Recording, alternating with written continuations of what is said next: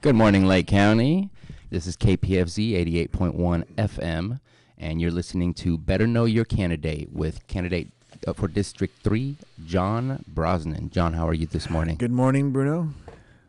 Let me give out some quick contact information here in case you want to find out more information about John Brosnan. Please visit his website at www.brosnan3district3.com.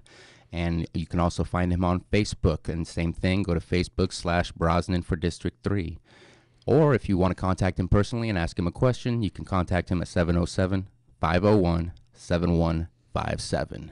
And before we move on, I want to say happy Memorial Day to everybody out there. Today's a special day where we get to celebrate some of the things that men and women have done for this country and for freedom. So definitely a happy Memorial Day, John. Thank you, Bruno. Same to you. It was a great Memorial weekend. Got caught up down in Lakeport in the parade events and celebrated there, and attended the fair down there and bought a lot of nice little arts and crafts stuff. That's right. They did have a craft fair. Was it a closed street craft fair? Is that what it was? It was inside the lot, I think, called the National School Grounds. I don't know the name of it. It's where the Kiwanis had their breakfast. Gotcha. And it was filled with, I don't know, there was probably about 20 vendors. It was pretty cool. Got a birdhouse, and nice. I supported there's one for, I forget what it was, for the bird sanctuary over there in Rodham Slough area. And I just, bought a few carvings, and just was nice. It was fun. So I take it you were at the parade. You were handing out some information about your candidacy. You were meeting some new people. Is that correct? Right. Yeah, I went down for celebrating the breakfast, and I brought my stuff with me. Nice. How did it all go? Did you meet new people? Did you find some more inspiration to keep moving on the path? Actually, it was overwhelming. I just didn't realize what I was getting into. I don't know. I've been so focused on going door to door and in the hamlets and talking to people, meeting them one-on-one and putting signs up. I just kind of was, it was a last-minute endeavor. And when I got down there, I was just like overwhelmed. And I'm like, okay, I see. So I went into the Kiwanis area for the breakfast and stood in line and met the ex-mayor Ted Mondros was there. We talked. We'd done work together. I did some work on his house, built his entryway for him, and talked about how it's still standing. And he asked me if it was still under warranty, and I'm like, sure. Why? He goes, well, I got a leak. And I'm like, you're kidding me. I never had a leak. And he goes, I'm just joking. So that was kind of, from that moment on, I was like, okay, what's going to happen next? You're ready for anything. Yeah, he was with his grandson. We sat down. We had breakfast together. It was nice, actually. And then I bumped into, of course, Andre Ross. He was cooking it up a storm, and I guess he's the president of the Kiwanis down there, so he was doing his thing and feeding us. And then the 4-H, I guess, the 4-H club, the children, were dishing out the food. And Katie, that's owner of the hog pen, her son Robbie was serving us, and I met Katie again, and we talked, and it was it was a really nice event. And then I went out to beat the streets and hit the road, and and pass out my signs and take pictures, and of course my friend Patrick Ritchie and his wife Kim had their Model T out there, and they were doing No on N, and they waved me over to come stand on their car. So I stood on their car and held the sign No on N and waved to the crowd and all that stuff, and it was just a good event. And I saw Frank Rivero, we shook hands and talked. He was at the end of the parade with us, and then I ran in and bumped into Brian Martin, of course, and Chris Masita, and who's the deputy undersheriff now since Undersheriff Tortorici left and went employment elsewhere. So it was nice to talk with those people, and I saw a lot of friends, and a lot of people saw me that I didn't see because I posted some of the pictures on Facebook, and so it was really, really good. I just, I made an earlier on decision to, speaking of Memorial Weekend, I had, filled out an application for volunteer fire department, for North Shore, because I've made a couple of new friends who like to ride Harleys, and they've been in the North Shore Fire Department, Station 75 for a long time down in the Oaks, and they had a memorial run for a gentleman named Frank Toney, and at Moose Lodge they had it last weekend, and they had the run yesterday, and I committed to that run, and I kind of was torn between the Lower Lake Fair and supporting his because he got himself together a new patch and a new club, and they're centered around nonviolence and peace and just enjoying the ride, and and I think it was the Lower Lake High School arts class that designed their patch. And Nice. yeah, it was really nice, and I just really, resonated with that. I enjoyed the idea of being able to ride a Harley and have tattoos and be associated with something that's considered, I guess you call them heroes, right? They go in to save lives, and they're not going to be, intimidating people. They're basically men that go to a scene to help, Yeah. and I kind of like that idea, that concept. And so I went on that ride and met some very, very wonderful people, actually, some interesting people. But I guess I won't divulge who they were in case they don't want to be associated with these bikers. But some really nice people, some people with legal backgrounds, let's put it that way. There's very nice people in all walks of life. There really is. And so, so that was my weekend. And so we paid tribute to the memorial of Frank Toney. And so. And all the others that gave up their lives. And all the others that gave up their life, right? Yeah. For something bigger than just themselves. That's which it, is man. Which is the awesome thing A selfless event with no Exactly. hidden agendas, other than to ensure our freedom and our right to be able to have capitalism and to unionize and to unify and to create a one body of understanding so that we can, as a community, move forward with a better informed mindset, right? Kind of like the platform that I'm running on to unite the hamlets together so that we can have a principally based supervisor, that when the supervisor leaves, the principles stay in place, and it's That's kind right. And also, if I may add, the right to vote. Absolutely. Unfortunately, if you didn't sign up last Monday, that was the last day to register to vote. Now I'm going to change my rhetoric and say, get up and vote. Right. Don't forget to vote. It'll Right. be next Tuesday, June 3rd, or at least be sure to submit your absentee ballot before then. I believe you can also hand in your absentee ballot at the polls themselves. I did, yeah. So Last year. make sure to do that, because it's not just important to register, it's even more important to actually get up and vote. Yeah, that's where the rubber hits the road, right? That's right. That's right. Now, I had a good time, too. I went to the Lower Lake Parade, and I also saw the sheriffs were definitely all active in the parades. It seems like they were at both.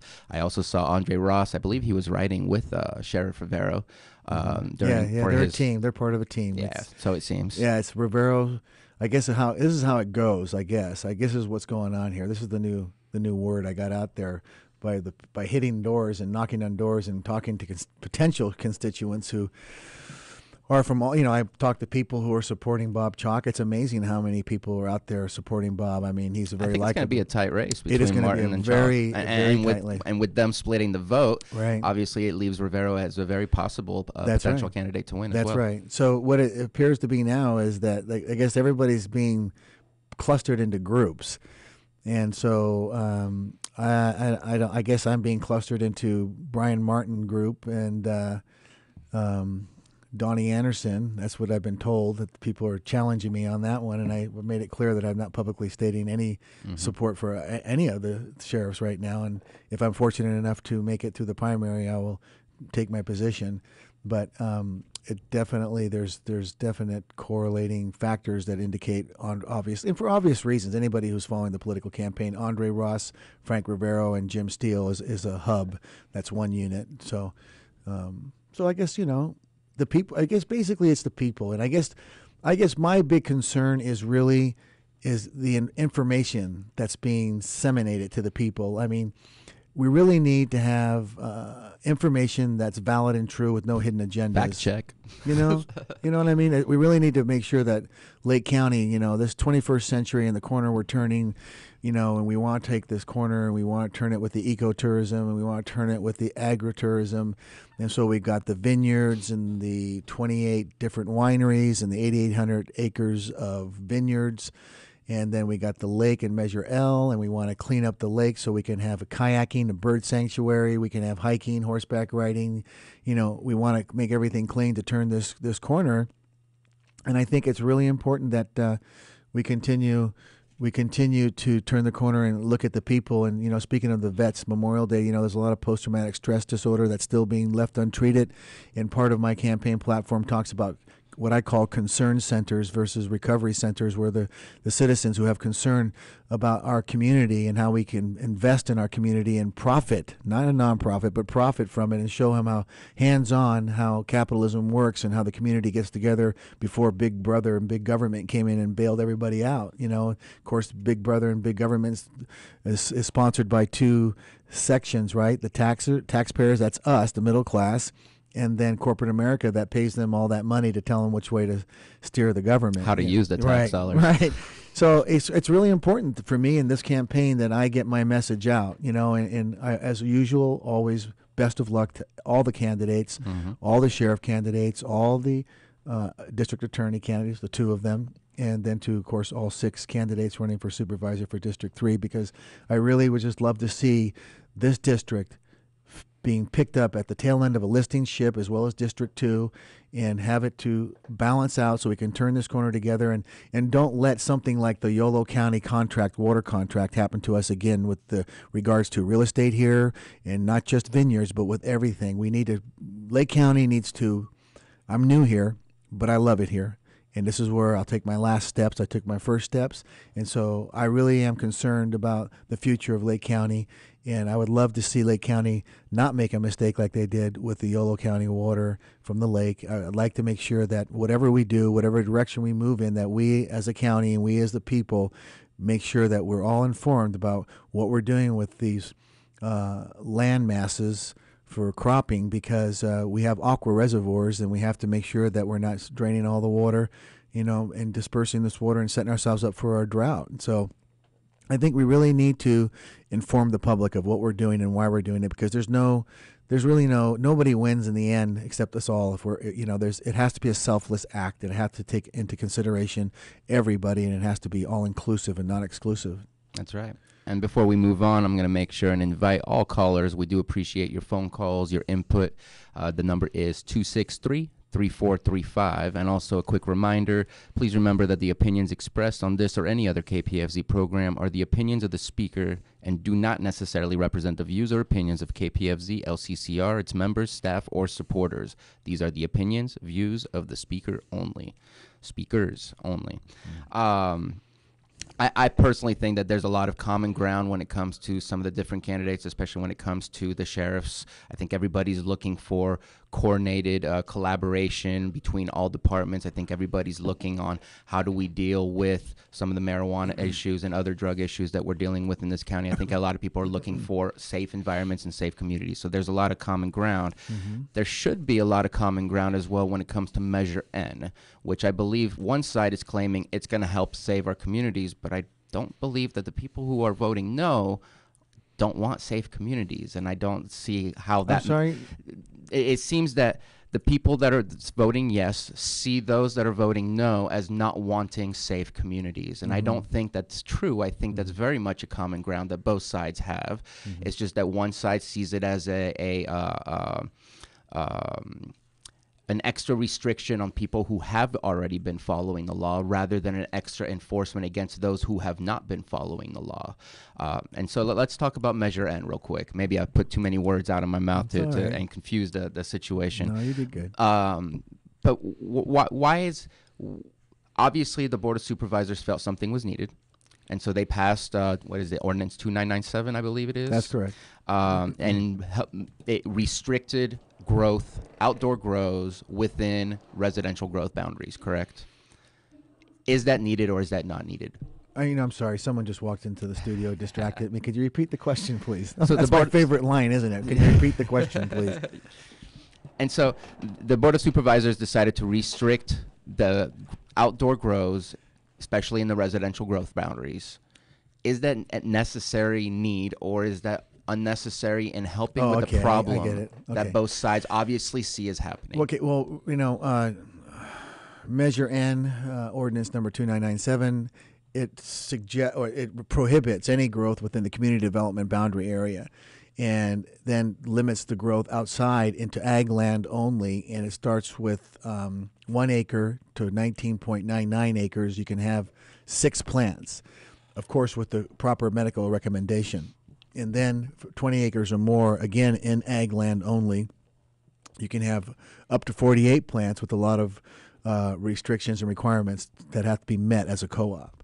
Whereas the Unity Coalition, I guess KPFZ has put together an initiative that will come out in November ballot versus the June primary, which unfortunately it didn't come out in the June, and it was, perhaps a political mistake on their part. I think that they were hesitant to do so because that they were fearful that they would fail to meet the deadline dates and then lose the November as well. So they were cautious and just decided to be prudent and get it in the November.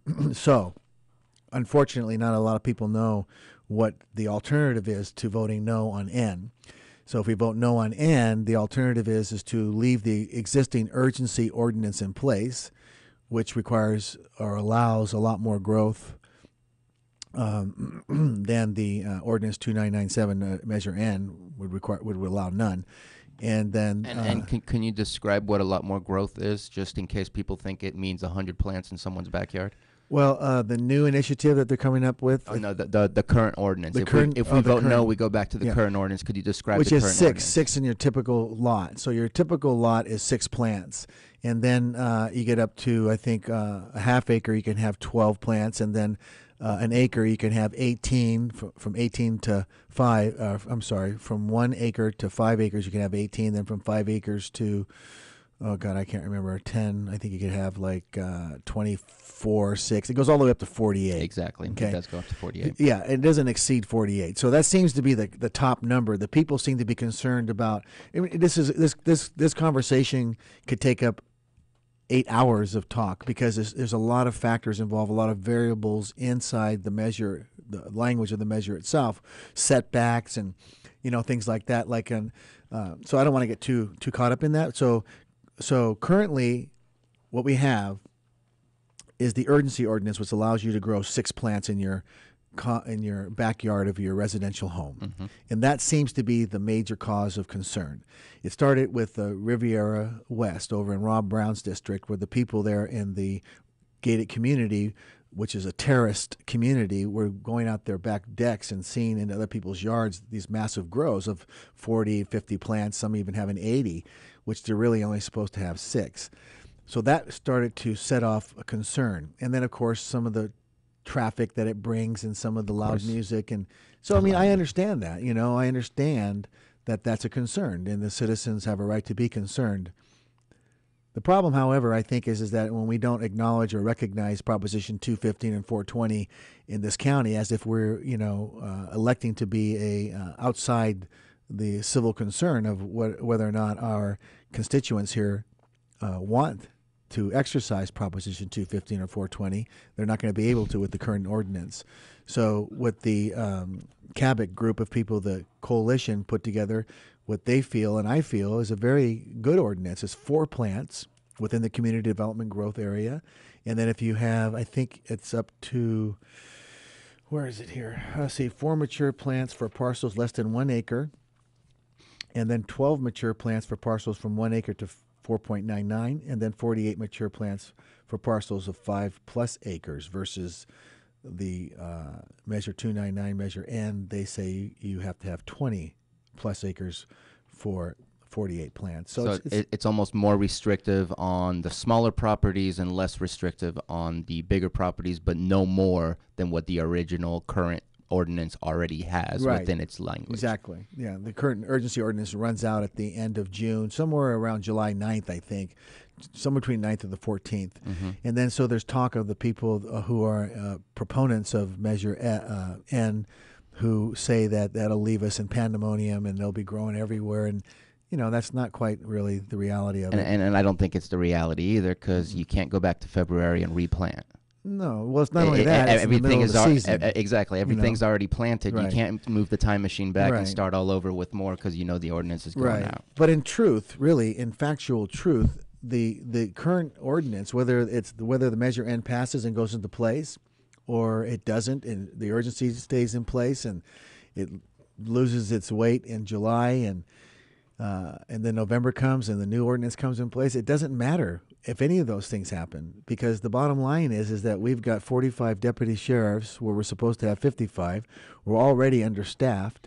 And so now if we make it completely illegal, then what'll happen is that they'll be getting all these calls, and the sheriff department already has admitted that they can't possibly handle them all. So I guess it really comes down to is this an attempt on creating a safe environment for the community and the residents who are concerned, and rightfully so, or is it another attempt at creating a revenue stream? Because there's some of the arguments of the proponents for Measure N argue that it does have a revenue in the language of that, where they can put liens on these properties and then foreclose the homes and then have asset forfeiture seized from these people, from the cross-deputized sheriffs who are federally deputized, and exercise that, and then that's going to give them money. So I'm not really sure, these are the kind of things that drive politicians crazy, right? Because they want to please the people, but then there's a certain type of mentality that comes with the people when they rear up and scream, "We're not safe." You got to give them something to make them feel safe, not necessarily be safe. Mm-hmm. And so that's kind of what's happening here, in my opinion. With all sincere due respect to all the players involved, I think the reality of this actually affecting anybody immediately is slim. I mean, I really think that that's going to really be a tough call. Now, having said that, all the people such as ourselves here in the studio who are concerned citizens who want to obey the law, who are not criminals and have no criminal records, we're certainly not going to grow, right? I mean, if this law says you can't grow, you don't grow. But our problem isn't with the people that are law-abiding. Our problem is with the people that are not law-abiding. They don't even hear this radio show. They don't even know there's an ordinance, and they really don't care about the ordinance. Right. So when you got the law-abiding citizens who want to grow according to Proposition 420 and 215 in the current Supreme Court of State of California, where it says their doctors are the ones who tell them how many they can grow. Those people who are on the line of legitimacy, okay, because 420 does state that you're entitled to a fair wage, a reasonable wage for your efforts to grow as a co-op for other people who can't grow. Mm-hmm. So they're on this line, and those people. So in this way, the board and the planning commission has effectively got this message out, because those people have already started to consider buying out of this county. They're already looking. They're ready to move and buy elsewhere so that they can grow up to 99 plants legally and have their recommendations, and have, it's like Yuba County recognizes it. Mendo has 25 limit on it, which I'd like to talk about a little bit too right now, because Mendo County, you can grow 25 plants anywhere in the unincorporated area as long as you have a recommendation. And their ordinance is 8 pages long. Their DA and their Sheriff Allman and the DA there are all fine with it. They're not having any problems with it. So, I mean, I guess we can really turn this thing into a real cluster if we want to, with 33-page ordinances with an incredible amount of language. I mean, for Measure N, what has almost incredible restrictive growth, it's got 33 pages or 31 pages of language. So I'm not sure. And so does the MMCC. They have the same thing, 33 pages, and it's all about the language in terms of protecting our rights, not just growing our plants. And it also details exactly how an outdoor grow is supposed to look like and be like, and how an indoor grow is supposed to look like and be like. It's very, very, very descriptive. It is, and necessarily so, because we need to make sure that the pesticides are not being used, we're not stealing water from other resources, we're not polluting the ground, we're not saturating it with phosphates, just the same as we were supposed to be doing with the ag. With the ag, with the Farm Bureau. I got a friend who has 1,200 acres, 405 walnut trees, and says, I haven't seen the Farm Bureau out here really ever. And I'm like, really? So, it's really questionable. I think we're all fooling ourselves if we think that we can lie to ourselves and then lie to our constituents and then think that 10, 15, 20 years down the road, none of this is going to come up and bite us in the rear end. I mean, we really got to be honest. People have got to honestly look at where we are, what the agricultural industry here has done, where corner it's turning, what this lake is doing. And I think we are doing that, but There's a lot of talk too of concern about restrictions on our water supply.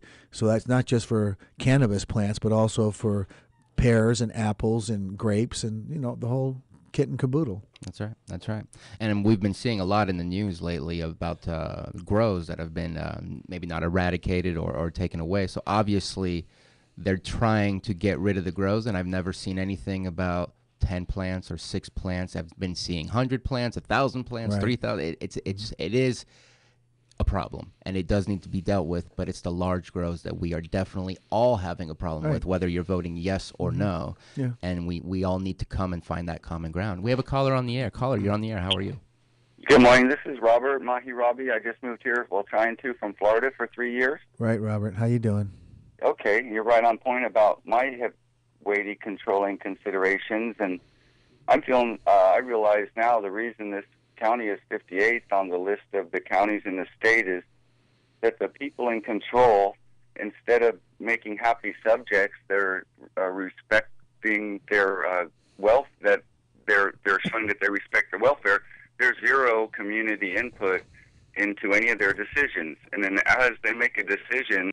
Then after they've put all these words together to be an entity or an ordinance, then they launch it at the people, and then they only in defense and reactionary try to find their human rights to defend themselves, when really these things have no right to issue forth from the board to start with, whether it's, okay, they want to charge $50 per plant when maybe 90% of them are going to die, or they want to say they can put everything into forfeiture and like a fascist East Coast state. You're mixing that's up. all. That's Robert. all malicious. I hear you, Robert, and I know you call her all the time when we're on the show, and I appreciate your call, and I appreciate your input. But you're kind of fusing the two ordinances together with regards to $50 per plant. That would be the initiative coming up in November for plant counts over 12. So if you have a cooperative with over 12 plants, the way to fund the administration to go out and make sure code enforcement to actually, instead of code enforcement, they would hire a new personnel with the money received from the fee of $50 a plant to ensure that the plants are being planted in the correct position, so many feet, setback from the property, and that there's a proper fencing and the proper gating, the proper locking, and the proper water supply. And so that would be, a monthly check to make sure that, they go on the site. And then the other side of the argument is the current ordinance, where there was very little input from the community that was put out by the supervisors and the planning commission. And theirs is completely restrictive to any kind of relationship with Proposition 215 and 420, which, as you say, absolutely basically bans any kind of growth within the community growth boundary area. So I hear what you're saying. You're not happy with either. You're feeling somewhat like your personal rights are being violated of some sort. Is that correct?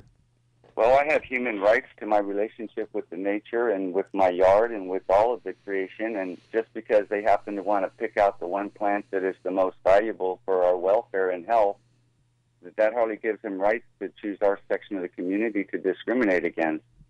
And if I may furthermore say that them putting together things with that cabinet or whatever you call that organization, I've been trying to decide who I'm going to sue for malicious abusive process, the board, and name them as those for having that agreement without community input, or if I would sue their organization and name Rob Brown and Rick Coel and the other as those, we've all coerced together to embezzle and extort all the money from the people, whether it's through, levying forfeitures or $50 a plant on people. Can you imagine?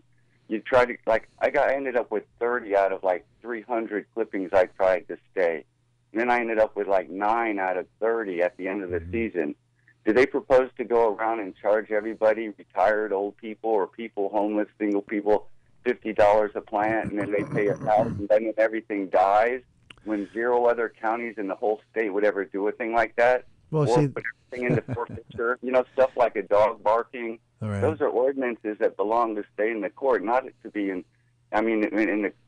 City Hall like any other complaint, not to go like medieval Eastern Standard Time. So who would want to live in this county? Well, I guess that's the point, huh, Robert? They want Somebody's got they to want take the kind of control. people to live in this county that are as equally concerned not only about their own rights but also about the rights of their neighbors and the concern for the county's welfare as a whole. And so, what's happened currently with this new drumbeat for medical marijuana turning into a cash cow or cash crop that people don't need to have, big distilleries and farming equipment. You can grow one plant in your backyard, and if you got a green thumb, you might get 3 pounds, and if you don't, you might get a pound, and you can turn around and maybe sell it for $500. I don't know, and that's the people that are in it for, I guess, pure profit. And then those who are in it for medicinal purposes, they've got to grow a lot more to get cannabis oil, to get the cannabinoids, the CDB out of it. I think that's what it is. And so what's happened here is we've got ourselves in a situation kind of like the Prohibition days where people were making bathtub gin. And so, one minute they say this is it's immoral, right? That was the big deal about Prohibition, right? They made it an immoral clause that so all the Washingtonians and all the religious groups got together and backed it, and Prohibition lasted, I think, 20-something years. And in that period of time, Al Capone and his people and all the gangsters started making bathtub gin and doing beer. And That's kind of like what's going on in the board right now. And the most important. Well, that's the whole point, Robert. That's what we're trying to tell you, man. The most important sanction of the 14th Amendment ensures rights to privacy and due process and equal protection. When they throw all that, what would normally be like a barking dog or too loud music, into forfeiture and the courts and all that, that's just trampling on our human rights. And our rights. Robert, I completely understand your position as an independent individual and not necessarily a communal type of person in a societal sense, okay? But, in Lake County, there's a societal community here, and this community is very responsive to the 30% of the community that vote here and the 30% that actually are involved in this county that create this township. These people are very concerned, and they need to be respected. And so when individuals come from out of this county or individuals within this county who are able to recognize this is a weed, it virtually grows by itself, and then they can make a profit off of it, we've created a pandemonium here. So the fact of the matter is that it takes a concerned community and a group of concerned citizens to come up with a fair and impartial application of an ordinance that will actually treat and administer to the majority of the residents while not upsetting the other minority, in this particular case, I would think, of the residents who are upset. So a minority can be a very, very powerful group if they're heavily invested in each other, heavily invested in the community, where we have a large majority who are disorganized, disenfranchised, who don't really care for whatever reasons. Maybe they've been driven to this state of consciousness through disparity and poverty and generationally with alcoholism and drug addiction, or just from out of state. I don't know what the conditions are. It's sad, but a large portion of the majority of the people on the other side of this fence that you're talking about are not unified, and they don't really care enough. They care, but not enough about their community, and that's what this is all about. The doors, I feel that's off point. I Pardon me? With that, because the doors are supposed to be open to the people without being organized groups of people. That's the problem and the sham. They refuse to open the doors and creating these crazy ordinances and these malicious entities against the people. And then once they're formed, or they take in one little small group as a token, like that one coalition, what's that got to do with having the doors open to the people? To okay, Robert, I'm going to ask you a question, Robert. Okay, are you registered to vote? Yes. Are you registered in Lake County? Yes. Okay, have you got your mail-in ballot? Yes. Have you voted already? In my heart, I have. Okay, I didn't ask you what you did in your heart. Did you vote? I'm fixing to. Okay. Well, that's your contribution. You are part of the people you're talking about, complaining about. You are one of them. The board and suing them personally and having deterrence measures if the people are unable to. That's my purpose also. It's also your right. You can sue anybody you want, Robert. Attorney, and that's what I have to do. And somebody needs to sue somebody, because you all gathered consensus of those causing distress is not community input. Well, I think, Robert, you just need to kind of relax a little bit and chill, because, after next Tuesday, we'll know whether or not you have to sue anybody. So Yeah, that's my just take it birthday. easy. That's when all the planets are colliding, and I might be the star that shows if I sue somebody in court, because it's invidious discrimination that offends the Constitution. It's gonna Okay, be have a good day. Thank you, Robert. I'm gonna put in my 2 cents on that. I personally, after looking at the initiative that's coming up from the Emerald Unity Coalition, I would personally like to see registration on all plants. I don't think it needs to be at a certain amount of plants. I think that if you get robbed for your plants, it gives you an extra boost to go to court and regain what you've lost if you are a registered person. If you don't register, whatever happens, you can't claim. I think that there's other ways that they can be helped. If something is occurring in the neighborhood, maybe there can be a phone call that's made saying, hey, be careful. It seems that somebody's going around robbing people. I know you're following the law, but I just want to make sure you're safe. I think that we are all seeing that there is a problem, and we have to recognize that problem, that people are willing to kill and willing to hurt people for these plants, and that's the absurdity that we're dealing with. It's not the absurdity of 6 plants. It's the absurdity of people most likely from out of town who come here during harvest season and exploit what's going on here. And then, of course, there's the absurdity of the commercial grows. And those are the things that need to be dealt with. And so that's the mentality, is restriction is the way to go. Is that worked for us? No. The war on drugs is a restriction, and yet has it helped us at all? It has not helped us at all. It's actually made it harder on us. Oh. We're having a little technical difficulty. Thank you, Norb. The other side of the card, Norb. Norb's waving us. When a call comes in, our board person, Norb, waves a card, and it says caller. But the other side says 5 minutes. So he's waving the card at us saying we got 5 minutes, and I'm looking at the clock, and it's 20 to, and I'm like, okay, what's going on here? Caller, you're on the air. How are you? Maybe they're not. Are you still on the air, caller? Well, hopefully you'll call back. Lost him, yeah. Please call back. And so the war on drugs itself has not helped us. The idea of restricting has, from what I've seen of the facts, the usage of drugs, the dealing of drugs has only intensified. The prices of drugs have only intensified since then. So restricting is not even if you want to get rid of the crime that's brought with the restriction, more restriction is not the answer. And that's the beauty of No on N is the truth. It's unenforceable. Why? Because it's already not possible to take care of everything we have now if you're not adding on something like what here that KPFZ is offering, a registration fee that can really help before things happen, while Measure N seems to ask for money after you have been found to have broken the law. How are you going to find all these people that are breaking the law if you're not getting paid? Well, I think that's a good point, Bruno. But I think that the best way to answer that, or let's say address it, would be that it's called a transitionary period. Before the Prohibition, there was a transitionary period. During the Prohibition, there was all kinds of weird transitionary periods. It brought about illegal bootlegging.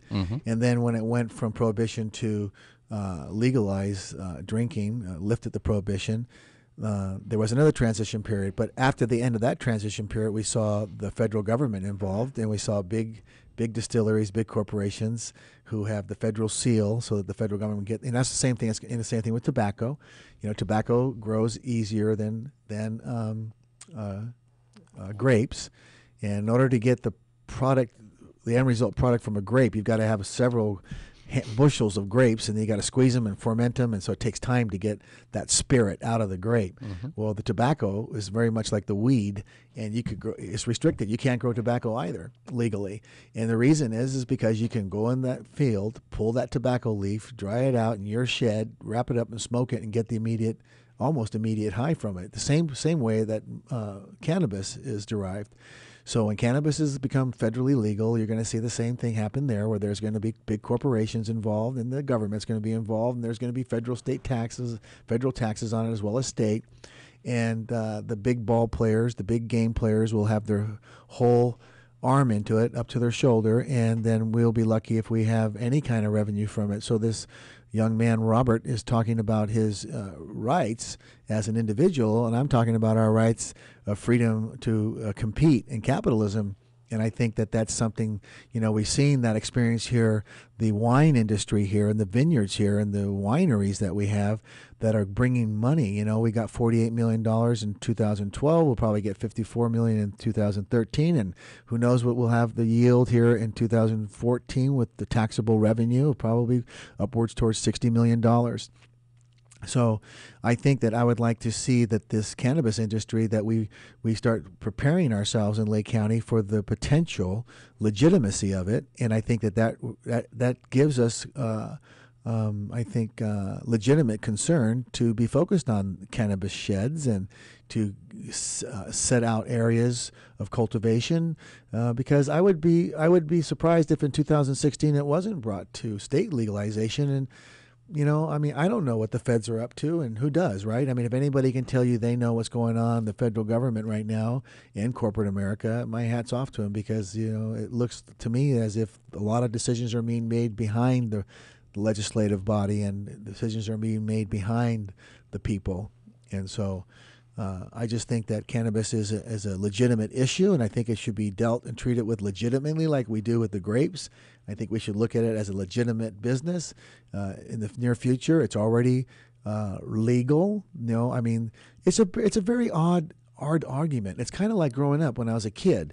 If you had long hair, you were subjugated to getting your butt whipped by the jocks and by the right-wing people. The minute you rear up something different in a community, people get frightened, especially if there's more than one. So you get two or three of these people that rear up and they get their butt whipped, and then all of a sudden there's nobody with long hair. Pretty soon there's more people with long hair, and they don't care what you do to them. They want to have long hair, and they want to smoke pot, and they want to believe in free love, and they want to believe in worshiping God wherever they are, and not necessarily in a church. And they bring with them a certain entity that scares the body of the people, and the people want to hurt them. So there's a weird kind of argument here. I don't want to digress here. I don't want to digress here or get so far-reaching, but look at the movie Brokeback Mountain, right? And, the idea of same-sex relationships having to hide in rural country areas where if they're exposed, they get beaten to death. So I'm not an advocate for, nor am I against. I am who I am, and I'm proud of who I am and the direction I'm going in, as every individual should be proud of who they are and the directions they're going in. And that includes your sexual orientation, your freedom of religion. And when the state of California and the majority of the people say medical cannabis is legal to grow, and Proposition 14 says you're entitled to a reasonable wage, then I think that we need to focus on that language, not the language of hysteria of like, well, all these people are abusing it and they're growing thousands of plants and hundreds. That's true. And they're making hundreds of thousands of dollars and millions. That's true. Let's focus on them. Yeah, because that to me would not be the dispensaries. That would not be the ones that are growing for co-ops, because they're pretty much running their system like a nonprofit would run their system, because I think they're supposed to be a nonprofit. And I'm going to interrupt you, Bruno, for a minute. Okay, and that's because the federal government has a seize. Not only does the cross-deputized agents here have asset forfeiture, seizure, the federal government has a seize. It has a hold on the state governments, and local governments, because they hold the reins to the Federal Reserve and the money flow. Mm-hmm. Okay, and so the taxes are not being enough generated to pay off any deficit, so they keep printing money. So that's the Federal Reserve, a private banking corporate institution, not an arm of the government, not a body of the government.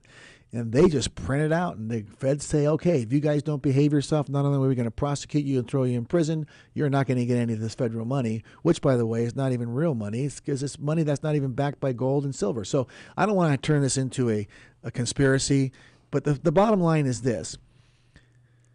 Fear can do a lot of things to a lot of people, and fear out of being out of control can do a lot more hysterical things. So I'm thinking maybe that if we put together an ordinance, and if the community recognizes is that, okay, people should have the right to grow 4, 5, 6 plants in their backyard, and if that's not okay with them, then they need to put some sort of place up where they can, a community can get together and create this kind of environment. It's not an easy fix. There's no instant solution, but I can tell you when they create ordinances like these, this is what happens. Last 3 years ago, we had Measure D, and Measure D failed by the growing community because they didn't vote for it. Measure N may very well fail as well, again, because the growing community are not organized. A lot of them are like Robert, who are really concerned about their own individual rights and not the body of people. So we just have to wait and see. I'm not emotionally invested in this thing and one way or the other. I'm more emotionally invested in Measure L, this lake, and what happens to it, and because that really represents who I am. And so that's kind of where my head's at with this whole thing. And I think it goes right back to what I was saying at the beginning. There's a lot of common ground for both sides of Measure N. The only people who don't fit within that common ground are the ones that are already doing the illegal large grows that could care less about the community. And like you said, let's go after those. Let's focus on those, because those are the ones that are making the abuses very obvious, very vivid. And unfortunately, those are not the ones who are legally following the law. Right. And there's also argument, too, that what they're doing over in Mendocino County, Sheriff Allman's area, is illegal as well. So, like I said, there's a group of people, a hub of people who are on Facebook and who represent pretty much law enforcement who are opposed to any kind of activity with this. And I guess they have their reasons and their purposes, and I understand them. But I think we have to, transition is difficult at best. I think we have to take into consideration all the people here in this county, not just the select. There's a wide spectrum. You have to try to a very diverse county. You have to try to involve as much of that spectrum as possible, and that's why it's not just your perspective or my perspective or anybody's perspective. It's let's try to make this work for as many people. I know that at the federal level, with Washington and Colorado legalizing it recreationally and medicinally, that they have said they will not go after those states for what they're doing. Obviously, the IRS is a whole different issue. Right. We have a caller. Caller, you're on the air. Hey, guys, what's up? How's it going? How you doing? Hey, question for you. John, how do you stand on, what are your thoughts on Ron Kaczynski's, initiative, his Right to Garden initiative, or his, whatever you call that. The right to grow, or the right to seed. Right to garden, yeah. Yeah, I signed it. I signed the petition. It doesn't mean that I support it in that sense that we have the protection. I think he's claiming the 9th Amendment as a protection to right to garden. And that's kind of what Robert's talking about, the previous caller. And I believe that we do have a right to garden. But I also believe that the Constitution and all of its amendments were taking into consideration the community in which we are all living in.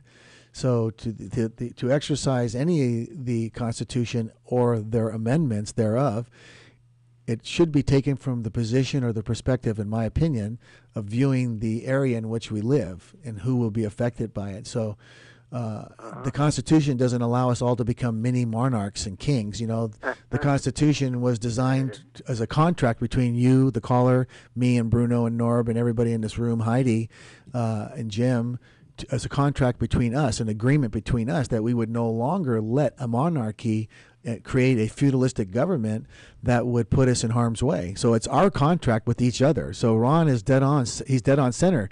But the contract was written with all of us in mind. And so, my hat's off to Ron. Well, I like what you were saying about the, with the large corporations like with tobacco and and that are just waiting, are just lurking in the background to see, or just Dennis. Yeah. Hi, Dennis. How are you? Ready to move. I knew I'd get that voice sooner or later. Ready to move on you, or the people, because they want to. Of course, they want to take something and run with it and make as much money as they can and hold us all at gunpoint or something like that and tell us what we can and can't do. So and they know it's coming. Yeah, it's scary. I mean, there's a lot of other things to consider, I think, with corporations voting and influencing vote. And I mean, there's I don't know where it's all going. It's hopefully that people see the light and start going the way of some of the things that we really need to do in order to get corporation big money out of our our lives or something. Well, when the dust settles here, you know, and all these issues that are coming up in the primary in November, and it's annually. There's always dust being kicked, and the dust settles, and it's just a constant morph taking place. You know, a transitionary place. And then there's the mudslinging as well. And Dennis, we're going to let you go. We have another caller on the air. Thank you very much for your Thanks phone for calling, call. Dennis. Caller, you're on the air. How are you? Yeah, I just have a comment, about these different people complaining about the smell of marijuana for a few months and so on. I mean that's really a very poor excuse. I mean, if people want to start whining and complaining about smells and sounds and dirt and dust and cigarette smoke, there's too many out there. I mean, how about the people who just happen to buy a nice little home in the Midwest, and all of a sudden a big slaughterhouse comes in there and starts butchering pigs, butchering cows, and the farmers that spread the manure out there, and it is very. What's your name, caller? It doesn't matter, my name. Okay, well, hey, it doesn't matter. Mr. Doesn't Matter. Why are you interrupting me? Oh, because I want to remind you of something that is called a right to farm community. And yeah, that's correct, and exactly right. The right to farm community, right? And that means if you move into a community, you have to take the whatever smells are out there. That's the people have the right to farm, and you can't complain about it. So the people who are arguing about smells, like I said earlier, are completely. Well, I just think you just answered your own question, didn't you? Didn't you just say that they should know that when they're moving into a certain area?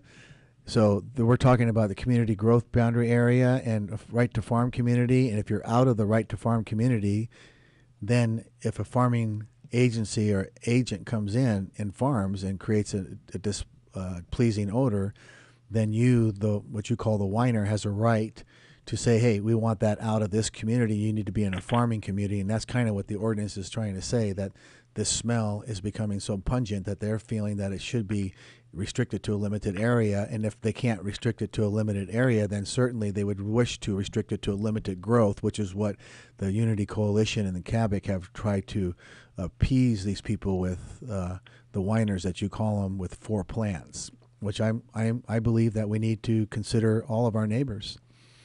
We do need to consider our neighbors, especially those who are ill and who have medical reasons. Absolutely. And I think they should be considered. Absolutely. First. I'm definitely with you on that. Bye. You're welcome. Thank you very much for the phone call. Caller, you're on the air. How are you?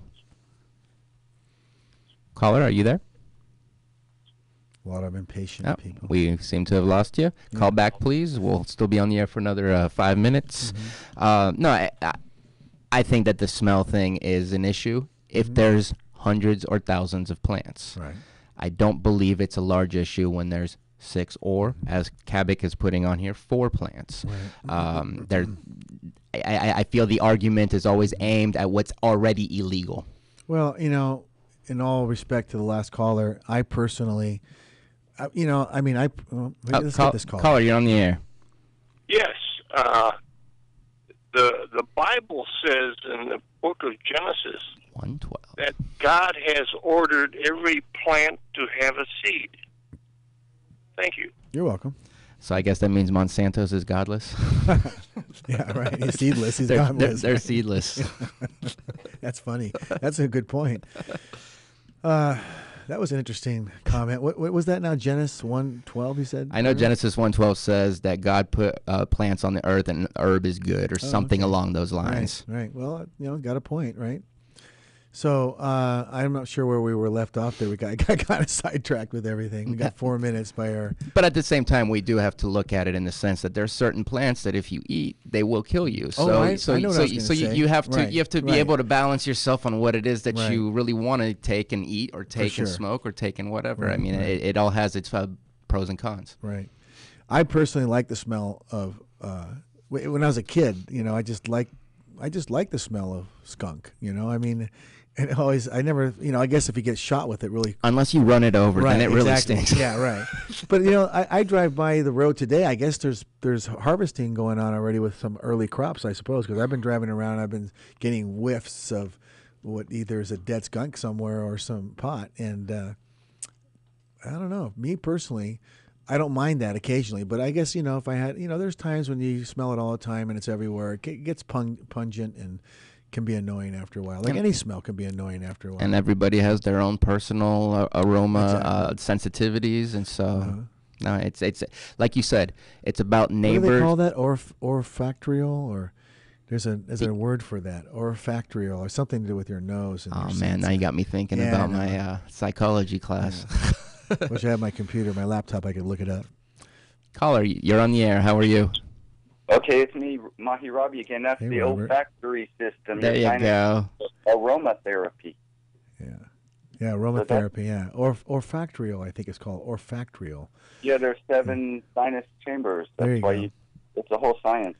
Right. But what I'm calling about is the quest for enlightenment and longevity. It calls for being near nature and the love of creation, and that relationship we have with the creation.